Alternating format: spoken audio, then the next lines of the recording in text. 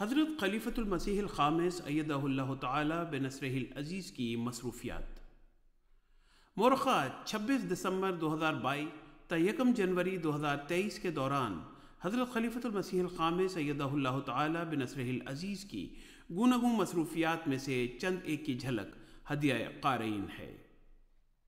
30 دسمبر بروز جمعۃ المبارک، حضور انور ایدہ اللہ تعالی بنصرہ العزیز نے آج مسجد مبارک اسلام آباد ٹلفرڈ سرے UK میں خطبہ جمعہ ارشاد فرمایا، جو MTA کے مواصلاتی رابطوں نیز YouTube اور دیگر میڈیا پلیٹ فارمز کے ذریعے ساری دنیا میں سنا اور دیکھا گیا۔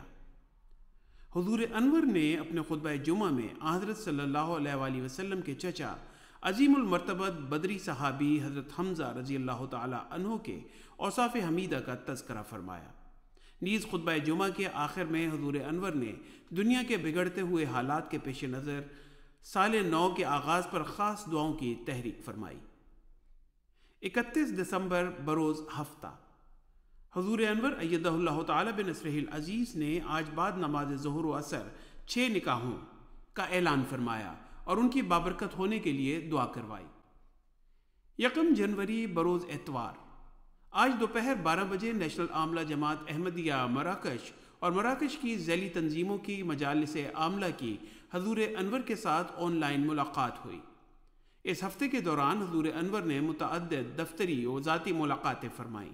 دفتری ملاقات کی سعادت پانے والے احباب نے اپنے پیارے امام سے متفرق امور کی بابت ہدایات اور رہنمائی حاصل کرنے کی توفیق پائی۔